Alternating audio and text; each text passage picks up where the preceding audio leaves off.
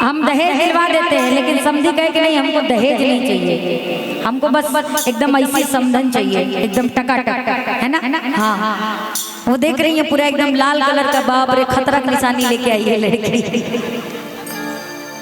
ना दहेज और सामान चाहिए,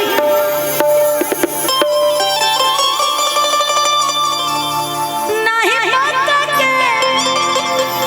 अरे मकान चाहिए, हो सुना अगुआ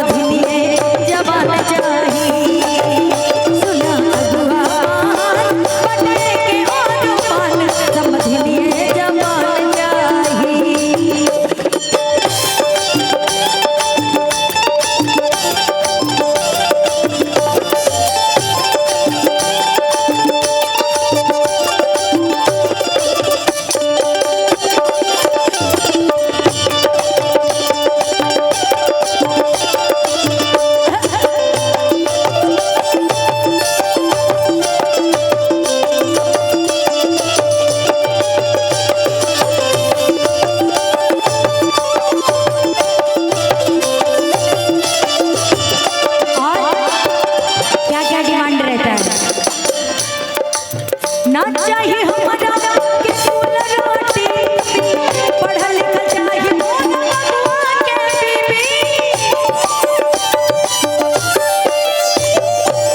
ना चाहिए हमारा के फूल रोटी, पढ़ा लिखा चाहिए मोना बबुआ के बीबी, पढ़ा लिखा चाहिए मोना बबुआ के बीबी, पढ़ा लिखा चाहिए मोना बबुआ के बीबी। और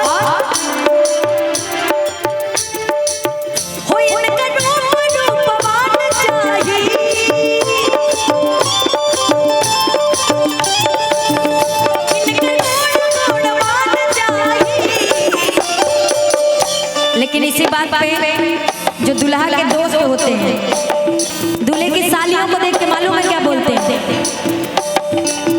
हमें तो लूट लिया,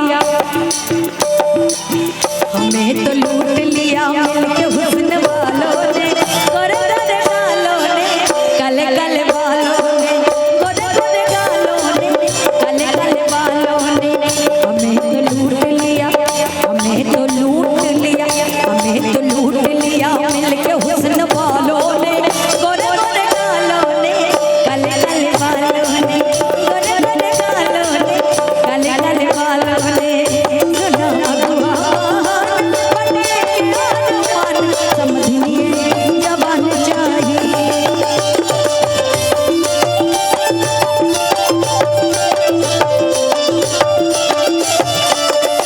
और क्या कहने लगे? भले कम देहा दुई रुपया है बाकी मोर बबुआ के आंखें करे में।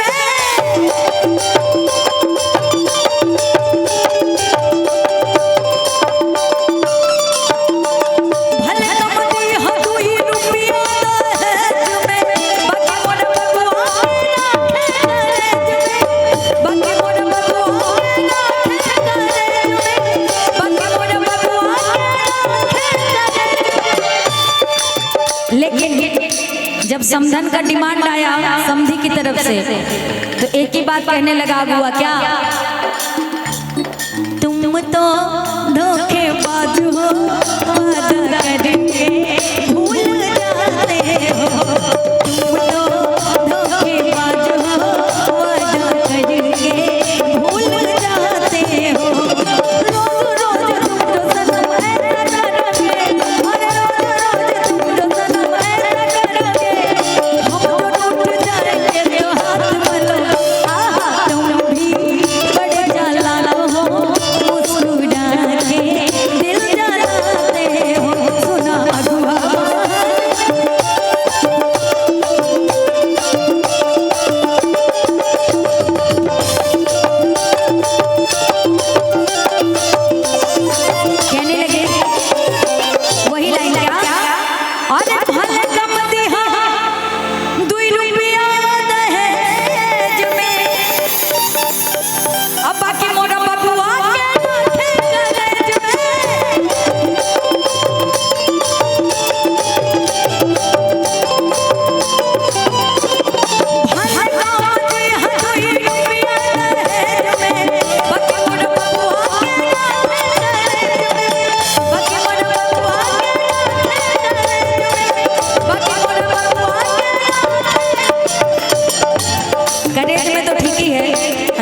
भैया। अच्छा उनको मेरे गाने के बाद जो कहना होगा कहिए।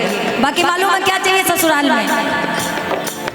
होने मन कुल खानदान चाहिए। इधर आओ, बड़ी इंपॉर्टेंट बात। अरे एगो साली है ना, हो एगो साली से आन चाहिए। बाप रे, अच्छा ये साली क्वेश्चन बड़ी।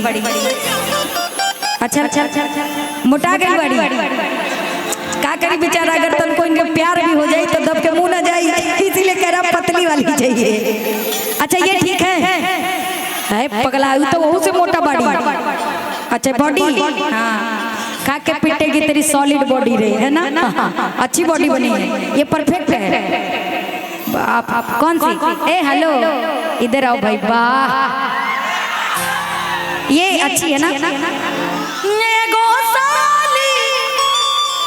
पतला कमर है ना, हाँ गोरकी पतारती रे, हाँ होए गो साली से आना चाहिए। तैयारी में होए गो साली से आना चाहिए। सुना अगुआ मान बटे के अरमान, समझिए जवान चाहिए। सुना अगुआ मान बटे के अरमान, समझिए जवान चाहिए। सुना अगुआ मान समझिए जवान चाहिए। सुना अगुआ मान बटे के अरमान, समझिए जवान चाहिए। सुना अगुआ मान बटे के अरमान, समझिए जवान चाहिए। अरे एगो साली से आना चाहिए। अच्छा लगा तो हम अपनी माता बहन लोग से ताली चाहूंगे, आशीर्वाद। Thank you so much. आइए भैया।